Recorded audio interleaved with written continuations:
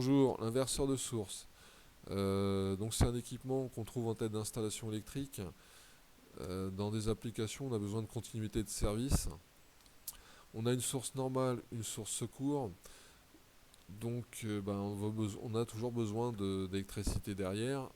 Dans les applications plus sévères, on va rajouter un onduleur pour être sûr d'avoir du jus le temps que le groupe électrogène démarre.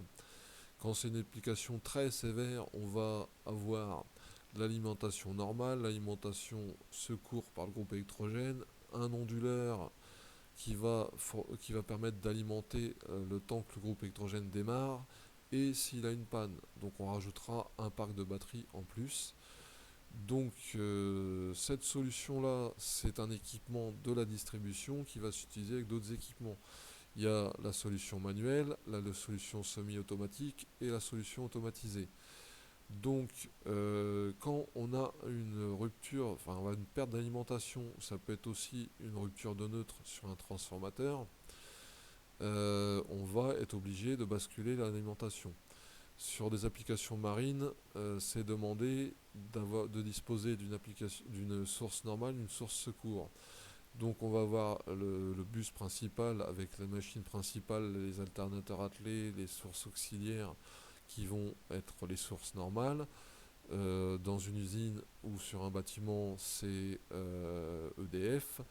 On a ensuite le groupe secours. Donc lui, c'est un groupe secours, c'est pas un groupe auxiliaire, c'est un groupe secours. Il sert à secourir les installations, mais il ne secourra pas les installations instantanément. Il va falloir le temps de le démarrer. Ensuite, on va mettre les onduleurs. Voilà. Donc ça, c'est pour la partie de distribution. Donc les onduleurs, comme j'ai dit, si vous avez besoin d'autonomie pour des applications comme le médical, on va rajouter un parc à batterie. Pour des salles serveurs, si c'est vraiment des applications sévères, on peut aussi rajouter un parc à batterie. En marine, en fait, le parc à batterie, ça peut être le parc à batterie de bord. Donc le 24 volts, on l'utilise. Donc on parlait de reprendre les informations, je reviendrai un peu dessus. Donc les différentes technologies, donc le manuel, le semi-automatique et automatique. Quand on aura une coupure de jus, il faudra quand même tout délester. Donc le manuel, il faut être sûr que on ait bien tout délesté avant de l'enclencher. Et autre chose, il faut être certain d'avoir coupé l'alimentation normale avant d'enclencher l'alimentation secours. Alors sur certaines solutions, il y a un verrouillage qui permettra pas de laisser les deux ensemble. Sur d'autres solutions, c'est pas toujours le cas. Donc il faut être sûr d'avoir coupé l'alimentation normale avant d'enclencher l'alimentation de secours. Donc c'est pour ça qu'il y a un peu tous ces types d'appareillage. Quand on commence à arriver sur des grosses puissances, généralement on a au moins du report d'état ou de la commande et de la commande à distance. Donc ça, la solution semi-automatique, elle permet de commander depuis des boutons, hein, ou depuis un automate. Il n'y a pas d'intelligence dedans, il y a du report d'état, il y a le verrouillage mécanique peut-être, il y a du report d'état et de la commande. Les bobines, en gros, on va avoir des contacts et des bobines. Sur la version automatisée, l'automate il est dedans. Donc l'avantage c'est qu'il se débrouille tout seul. Si on perd même l'automate, en fait on a quand même toujours ça qui va se débrouiller tout seul. Donc ça peut être pratique, parce que les problèmes arrivent rarement seuls. Donc c'est bien d'avoir du secours automatisé. Au niveau du fonctionnement, donc on va perdre notre alimentation principale. L'alimentation principale, elle est surveillée par les appareils, donc que ça soit automatique, manuel, il y a quelqu'un qui... Bon, de toute manière, on le voit, hein, c'est pas besoin de le surveiller. On va perdre la tension. On va perdre la tension sur le normal. On va, donc le groupe électrogène secours, lui, généralement, il est piqué ici. Il va voir qu'il n'y a plus de jus sur le normal, il va démarrer.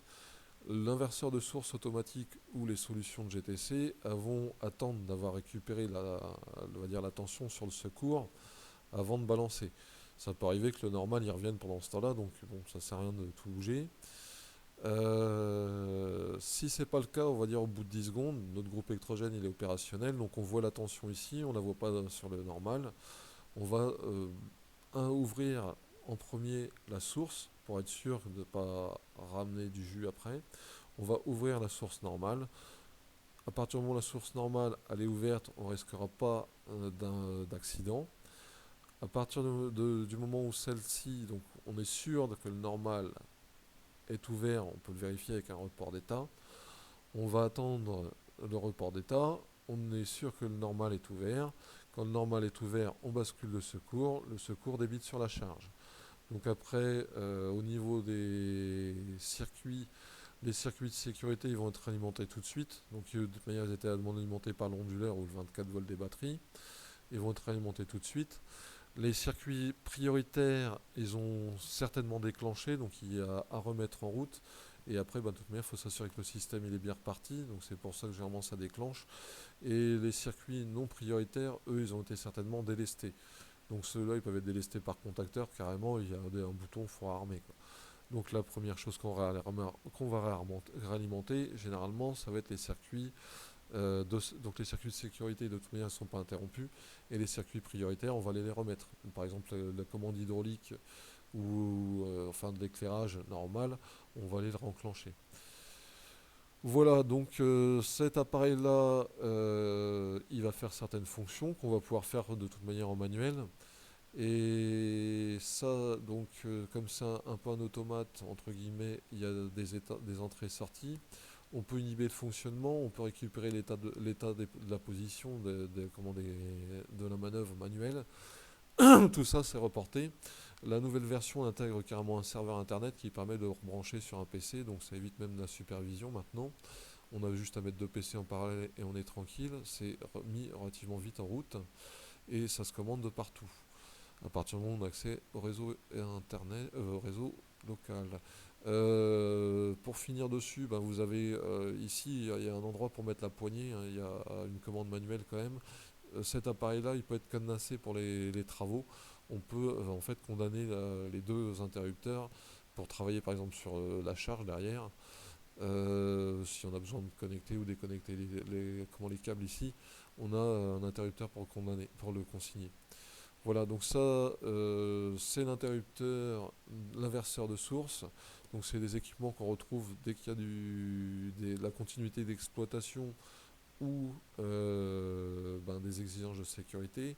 Vous allez retrouver ces produits-là chez des gens comme Schneider et Socomec. Donc Socomec, je vous le présente parce que leurs produits, ils sont pas trop mal non plus, hein.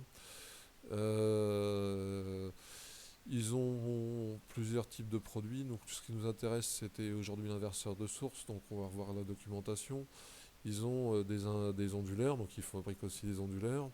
Ils ont tous les produits de protection, les interrupteurs, les portes fusibles, surtout sur des grosses puissances.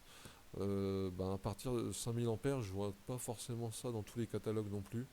Donc il y a ces gens-là, en fait, à partir du moment où vous avez besoin d'une grosse puissance, généralement on commence à les voir. La solution qui est très bien aussi à connaître de chez eux, c'est pardon, c'est celle-ci, c'est le DigiWare.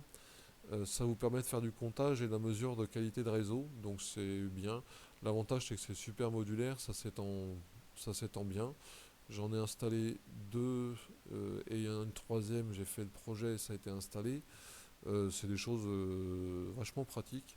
L'interface elle est sobre, pas très compliquée. Il y a un petit peu c'est un petit peu compliqué à la mise en service. Bon, c'est un peu comme tous les produits, il faut découvrir.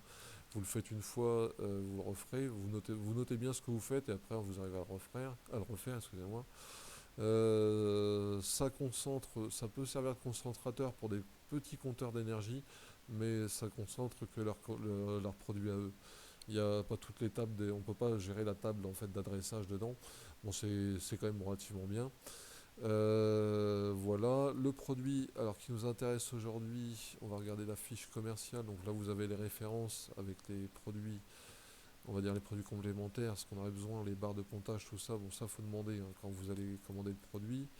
Vous, ce qui vous intéresse surtout, c'est déjà la référence pour chiffrer. Après, il faut regarder les auxiliaires. Donc ça, il faut se renseigner. De toute manière, c'est des produits, il faut connaître ou il faut appeler les gens. Aujourd'hui, en fait, ça communique directement sur Ethernet. Donc vous avez un serveur dans le système. Donc vous pouvez le commander directement depuis n'importe quel PC. À la limite, c'est peut-être même mieux que les supervisions. Ça fait une page à chaque fois d'ouverte sur le navigateur. Faut pas la fermer, mais bon. Bref. hein, sur 2 PC avec des gens sérieux, ça fait le job rapidement sans trop s'embêter. Après, ça doit communiquer sur Modbus TCP, c'est pas trop le genre de maison, ils sont pas trop fermés. Voilà. Donc après, au niveau technique, bah, il y a quand même du câblage derrière, hein. Donc il y a des entrées et des sorties. Principalement, bah, les alimentations, forcément. Excusez-moi. Les alimentations. Donc l'appareil, il est fait pour être alimenté de 2 côtés. Maintenant, on peut mettre une alimentation ondulée, hein. Après, celui-là, il fonctionne pas en 24 volts continu, donc il faudra quand même avoir de l'ondulé. Il y a la mesure de tension entre phases. Vous avez des entrées programmables et on a le contact de marche arrêt de démarrage pour le groupe électrogène. Donc celui-là, le groupe électrogène, soit on peut le démarrer directement en mettant moi je vous conseille quand même de le mettre en indépendant ou on peut le commander depuis ici. Donc c'est quand même des fonctions qui sont pas trop mal. Bon, c'est des appareils qui sont faits pour ça, hein. Voilà. Donc c'était le produit inverseur de source, enfin le matériel inverseur de source dans la distribution électrique. Le rôle, c'est d'aiguiller en gros l'énergie électrique de manière, si possible, automatique. Maintenant, il y a la solution manuelle. Le but, c'est toujours disposer d'énergie électrique pour la continuité de service ou pour des raisons de sécurité. Bonne journée.